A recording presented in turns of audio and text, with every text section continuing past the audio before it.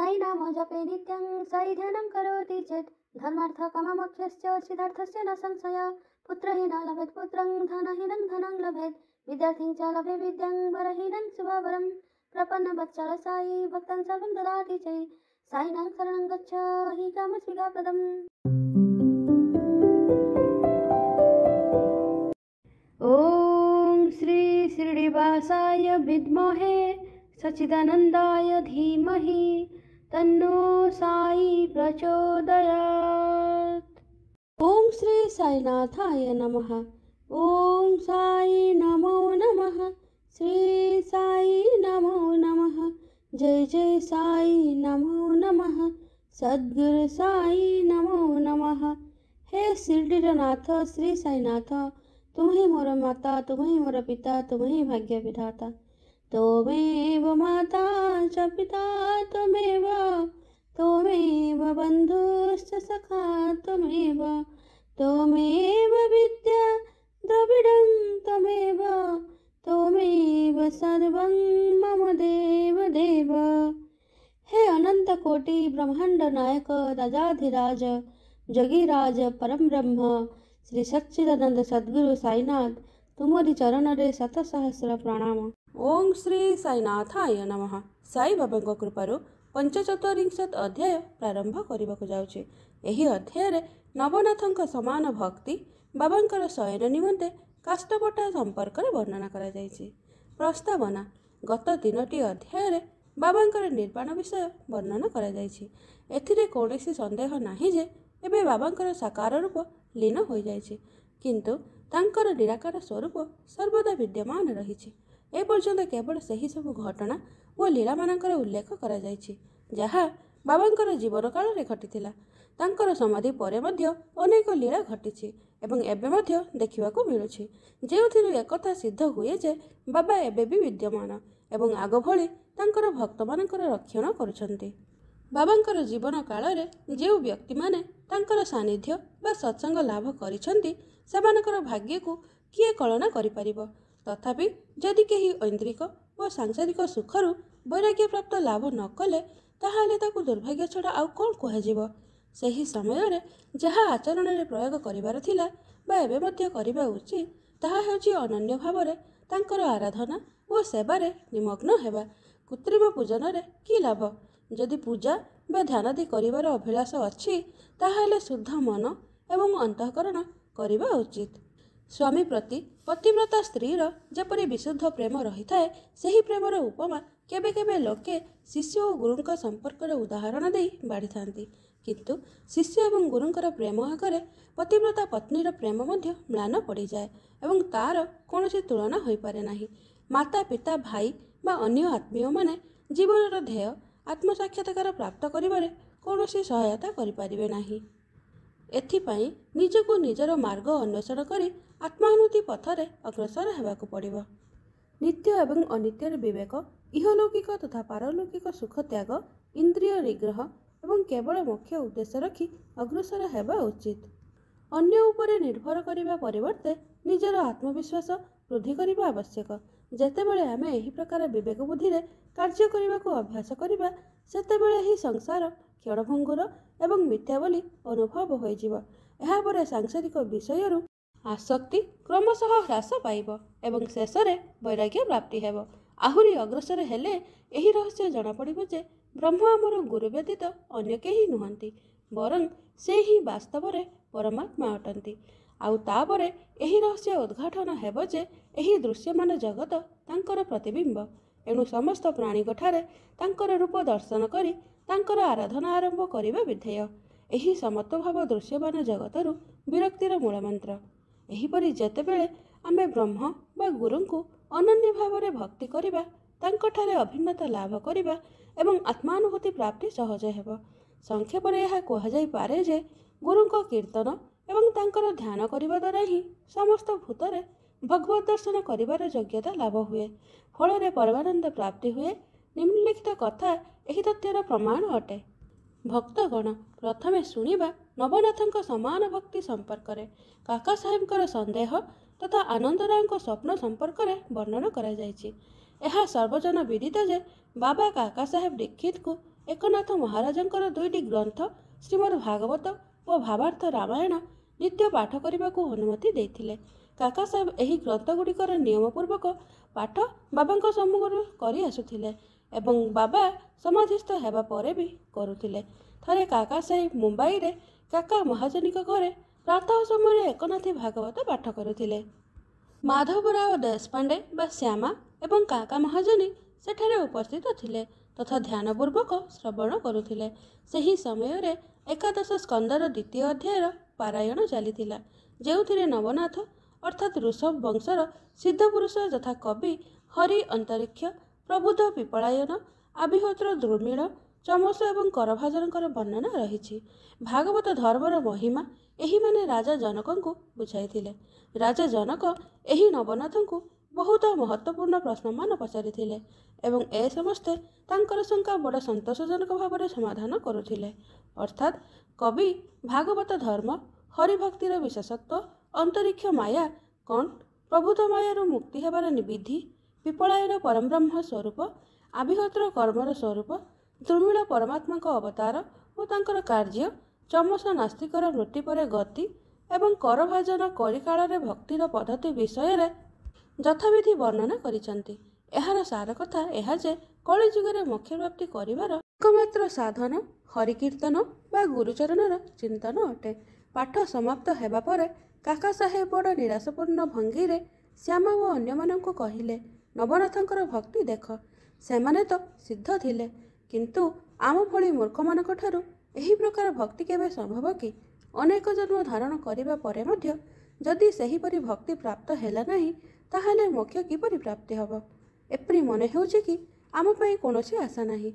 एपरि निराशासूचक मंतव्य श्यामा को भल लागिला नाही। से कहिले, एहा आमर अहोभाग्य जहार फलस्वरूप साई सदृश्य अमूल्य हीरा आम हातरे अछि, तेणु एहीपरि निराश हेबा उचित नुहे। जदि तुमर बाबांको उपरे अटल विश्वास अछि ताहाले चिंतित हेबार कोन अछि?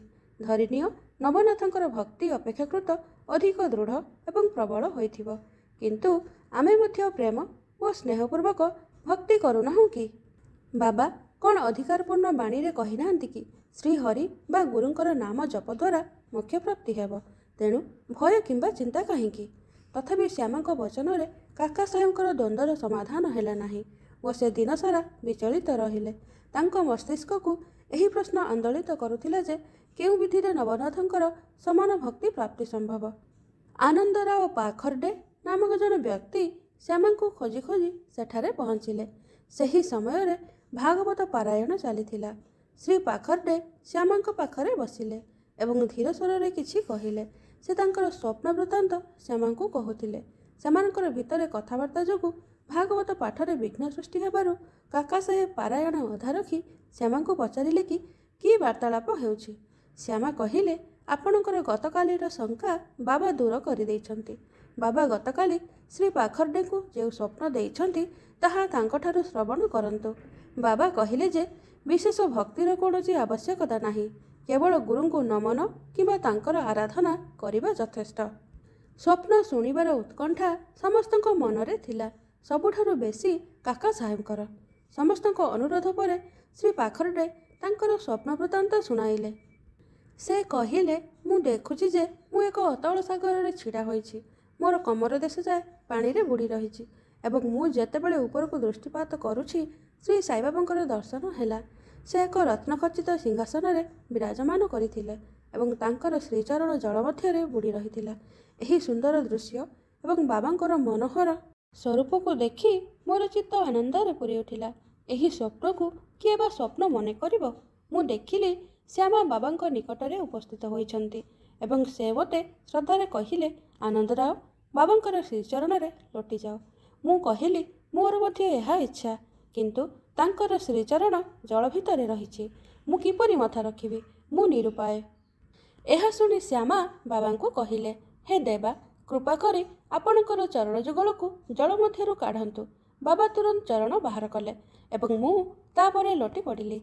बाबा मते एहा कहि आशीर्वाद देले, एबे तुमे आनंद रे जाओ, चिंता करिबा दरकार नाही, एणिकी तुमर मंगल हेब। से मते पुणी कहिले जे गोटिए जरी लगा धोती श्यामा को देव, एहा द्वारा तुमको बहुत लाभ हेब। ବାବାଙ୍କର ଆଦେଶ ପୂର୍ଣ୍ଣ କରିବା ଉଦ୍ଦେଶ୍ୟରେ ଶ୍ରୀ ପାଖରଡେ ଧୋତି ଆଣିଥିଲେ ଏବଂ ତାକୁ କାକା ସାହେବ ଦେବଙ୍କୁ ଦେଇ ଶ୍ୟାମାଙ୍କୁ ପ୍ରଦାନ କରିବାକୁ ନିବେଦନ କଲେ। କିନ୍ତୁ ଶ୍ୟାମା ତାକୁ ଗ୍ରହଣ କଲେ ନାହିଁ। ସେ କହିଲେ, ଯେ ପର୍ଯ୍ୟନ୍ତ ବାବା ମୋତେ କୌଣସି ନିର୍ଦ୍ଦେଶ ବା ଅନୁମତି ଦେଇନାହାନ୍ତି ସେ ପର୍ଯ୍ୟନ୍ତ ମୁଁ ଏହା ଗ୍ରହଣ କରିପାରିବି ନାହିଁ। କିଛି ସମୟ ତର୍କ ବିତର୍କ ପରେ କାକା ସାହେବ ଭଗବାନଙ୍କ ନାମରେ ଗୁଳା ପକାଇବାକୁ ସ୍ଥିର କଲେ। ଯେତେବେଳେ କୌଣସି ବିଷୟରେ ଦ୍ୱନ୍ଦ୍ୱ ଦେଖାଯାଉଥିଲା କାକା ସାହେବ ବାବାଙ୍କ ନାମ ସ୍ମରଣ କରି 2ଟି କାଗଜ ଗୁଳା ପକାଉଥିଲେ ଓ ସେଥିରୁ ମିଳୁଥିବା ଆଦେଶକୁ କାର୍ଯ୍ୟକାରୀ କରୁଥିଲେ। ଏବେ ସେ 2ଟି ଗୁଳା ଦେଇ ଲେଖି ବାବାଙ୍କ ଫଟୋ ସମ୍ମୁଖରେ ରଖିଲେ ଏବଂ ଏକ ଅବୋଧ ବାଳକକୁ ଗୋଟିଏ ଗୁଳା ଉଠାଇବାକୁ କହିଲେ। ବାଳକଟି ଉଠାଇଥିବା ଗୁଳା ଯେତେବେଳେ ଖୋଲାଗଲା ସେଥିରେ ଆସ୍ଥିସୂଚକ ଉତ୍ତର ଥିଲା। ଏହାପରେ ଶ୍ୟାମାଙ୍କୁ ଧୋତି ଗ୍ରହଣ କରିବାକୁ ପଡ଼ିଲା। ଏହି ପ୍ରକାର ଆନନ୍ଦରାଓ ଏବଂ ଶ୍ୟାମା ସନ୍ତୁଷ୍ଟ ହେଲେ ଏବଂ କାକା ସାହେବଙ୍କର ସନ୍ଦେହ ମଧ୍ୟ ଦୂର ହୋଇଗଲା। ଏଥିରୁ ଆମକୁ ଏହି ଶିକ୍ଷା ମିଳୁଛି ଯେ ଆମେ ଅନ୍ୟ ସନ୍ଥମାନଙ୍କର ବଚନର ଉଚିତ ଆଦର କରିବା ଆବଶ୍ୟକ। କିନ୍ତୁ ଏଥିସହ ଏହା ମଧ୍ୟ ପ୍ରয়োଜନ ଯେ ଆମେ ଆମର ମା ବା ଗୁରୁଙ୍କ ଉପରେ ପୂର୍ଣ୍ଣ ବିଶ୍ୱାସ ରଖି ତାଙ୍କର ଆଦେଶକୁ ଅକ୍ଷର ଅକ୍ଷରେ ପାଳନ କରିବା ଉଚିତ, କାରଣ ଅନ୍ୟ ଲୋକମାନଙ୍କ ତୁଳନାରେ ସେମାନେ ଆମର କଲ୍ୟାଣ କଥା ଅଧିକ ଚିନ୍ତା କରିଥାନ୍ତି। ବାବାଙ୍କର ନିମ୍ନଲିଖିତ ବଚନକୁ ହୃଦୟ ପଟଳରେ ଅଙ୍କିତ କରିନିଅ। ଏହି ବିଶ୍ୱରେ ଅସଂଖ୍ୟ ସନ୍ଥ ଅଛନ୍ତି, କିନ୍ତୁ ତୁମର ପିତା ଗୁରୁ ହିଁ ପ୍ରକୃତ ପିତା ବା ସଚ୍ଚା ଗୁରୁ ଅଟନ୍ତି। ଅନ୍ୟମାନେ ଯେତେ ବି ମଧୁର ବଚନ କୁହନ୍ତୁ ନା କାହିଁକି, କିନ୍ତୁ ନିଜର ଗୁରୁଙ୍କ ଆଦେଶକୁ କେବେ ଭୁଲିବା ଉଚିତ ନୁହେଁ। ସଂକ୍ଷେପରେ ସାର ହେଉଛି କି ଶୁଦ୍ଧ ହୃଦୟରେ ତୁମର ଗୁରୁଙ୍କୁ ପ୍ରେମ କର, ତାଙ୍କର ଶରଣାଗତ ହୁଅ ଏବଂ ଶ୍ରଦ୍ଧାପୂର୍ବକ ସାଷ୍ଟାଙ୍ଗ ନମସ୍କାର କର। ତାପରେ ତୁମେ ଦେଖିବ ଯେ ତୁମ ସମ୍ମୁଖରେ ଭବସାଗରର ଅସ୍ତିତ୍ୱ ଏପରି ହୋଇଯିବ ଯେପରି ସୂର୍ଯ୍ୟଙ୍କ ସମ୍ମୁଖରେ ଅନ୍ଧକାର ଅଦୃଶ୍ୟ ହୋଇଯାଏ। ଭକ୍ତଗଣ, ବାବାଙ୍କର ଶୟନ ନିମନ୍ତେ କାଠପଟା ବିଷୟରେ ବର୍ଣ୍ଣନା କରିବା। ବାବା ତାଙ୍କର ଜୀବନର ପୂର୍ବାର୍ଦ୍ଧରେ ଗୋଟିଏ କାଠପଟା ଉପରେ ଶୟନ କରୁଥିଲେ। ସେହି ପଟା 4 ହାତ ଲମ୍ବ ଏବଂ 9 ଇଞ୍ଚ ପ୍ରସ୍ଥ ଥିଲା। ତାର ଚାରିକୋଣରେ ମାଟିର 4ଟି ଦୀପ ଜଳୁଥିଲା। ପରେ ବାବା ତାହାକୁ ଖଣ୍ଡ ଖଣ୍ଡ କରିଦେଇଥିଲେ। ପୂର୍ବରୁ ଏହାର ବର୍ଣ୍ଣନା କରାଯାଇଛି। ଥରେ ବାବା ସେହି ପଟାର ମହିମା କାକା ସାହେବଙ୍କୁ କହୁଥିଲେ। ଏହା ଶୁଣି କାକା ସାହେବ ବାବାଙ୍କୁ କହିଲେ, ଯଦି ଏବେ ବି ତା ପ୍ରତି ଆପଣଙ୍କର ଶ୍ରଦ୍ଧା ରହିଛି ତାହେଲେ ମୁଁ ଆଉ ଗୋଟିଏ ପଟା ଆଣିଦେବି। ଆପଣ ସୁଖପୂର୍ବକ ତା ଉପରେ ଶୟନ କରିବେ। ବାବା କହିଲେ, ଏବେ ମହର୍ଷାପତିକୁ ତଳେ ଛାଡ଼ି ମୁଁ ଉପରେ ଶୋଇବାକୁ ଚାହୁଁନାହିଁ। କାକା ସାହେବ କହିଲେ, ଯଦି ଅନୁମତି ଦିଅନ୍ତି ତାହେଲେ ମୁଁ ଆଉ ଗୋଟିଏ ପଟା ମହର୍ଷାପତିଙ୍କ ଲାଗି ମଧ୍ୟ ଆଣିଦେବି। ବାବା କହିଲେ, ସେ ଏହା ଉପରେ କିପରି ଶୋଇବ? ଏହା କ'ଣ ସହଜ କଥା? ଯିଏ ସେହିପରି ଗୁଣସମ୍ପନ୍ନ ସେ ହିଁ ଏଥି ନିମନ୍ତେ ଯୋଗ୍ୟ। ଯିଏ ନେତ୍ର ଖୋଲା ରଖି ନିଦ୍ରା ଯାଇପାରିବ ସେ ହିଁ ଏହା କରିପାରିବ। ଯେତେବେଳେ ମୁଁ ଶୟନ କରେ ଅଧିକାଂଶ ସମୟରେ ମହର୍ଷାପତିକୁ ପାଖରେ ବସାଇ ତାକୁ କହେ କି ମୋର ହୃଦୟରେ ହାତ ରଖି ଦେଖ, ଯେପରି ମୋର ଭାଗବତ ଜପ ବନ୍ଦ ହୋଇ ନଯାଏ ଏବଂ ମୋତେ ଯଦି ସାମାନ୍ୟ ନିଦ୍ରିତ ଦେଖିବ ତାହେଲେ ତୁରନ୍ତ ଜାଗ୍ରତ କରିଦେବ। କିନ୍ତୁ ତା ଦ୍ୱାରା ସେତକ ବି ହୋଇପାରୁନଥିଲା। ସେ ଶୀଘ୍ର ଢୁଳେଇ ପଡ଼ୁଥିଲା ଏବଂ ନିଦ୍ରାମଗ୍ନ ଅବସ୍ଥାରେ ତାର ହାତ ଯେତେବେଳେ ମୋ ଛାତି ଉପରେ ପକାଉଥିଲା ତାହା ପଥର ପରି ପ୍ରତୀତ ହେଉଥିଲା। ମୁଁ ବଡ଼ ପାଟିରେ ଡାକୁଥିଲି, ଓ ଭଗତ। ତାପରେ ସେ ହଡ଼ବଡ଼େଇ ଆଖି ଖୋଲି ଦେଉଥିଲା। ଯିଏ ପୃଥିବୀ ଉପରେ ଭଲ କରି ବସି ଏବଂ ଶୋଇପାରିବ ନାହିଁ, ଯଥା ଯାହାର ଆସନ ସିଦ୍ଧ ହୋଇନାହିଁ ଏବଂ ଯିଏ ନିଦ୍ରାର ଦାସ, ସେ କିପରି ଝୁଲନ୍ତା ପଟା ଉପରେ ଶୋଇପାରିବ? ଅନ୍ୟ ଅନେକ ଅବସରରେ ବାବା ତାଙ୍କର ଭକ୍ତମାନଙ୍କୁ ଶ୍ରଦ୍ଧାରେ କହୁଥିଲେ ଯେ ଆମର ଭଲମନ୍ଦ ଆମ ପାଖରେ ଥାଉ, ଆଉ ଯାହା ଅନ୍ୟ ଲୋକଙ୍କର ତାହା ତାଙ୍କ ପାଖରେ। ଏହିଠାରେ ଅଧ୍ୟାୟ 75 ସମାପ୍ତ ହେଲା। ଶ୍ରୀ ସଦ୍ଗୁରୁ ସାଇନାଥ ଅର୍ପଣମସ୍ତୁ। ଶୁଭମ୍ ଭବତୁ। ସାଇ ନାମ ଜପେ ନିତ୍ୟଂ ସାଇ ଧ୍ୟାनं କରୋତି ଚେତ୍ ଧର୍ମାର୍ଥ କାମମୋକ୍ଷस्य सिद्धार्थस्य न संशय। पुत्रहीन लभेत् पुत्रं धनहीनं धनं लभेत् विद्यार्थिं च लभे विद्यां वरहीनं शुभवरं। प्रपन्नवत्सल साई भक्तं सर्वं ददाति चै साईनां शरणं गच्छ हि कामस्मिकाप्रदम्। ଯେକୌଣସି ବ୍ୟକ୍ତି ଶ୍ରୀ ସାଇ ସଚ୍ଚରିତର ପୁସ୍ତକକୁ ଭକ୍ତିର ସହକାରେ ପଠନ ବା ଶ୍ରବଣ କଲେ ଭଗବାନ ସାଇଙ୍କର କୃପାବୃଷ୍ଟି ଲାଭ ହୋଇଥାଏ।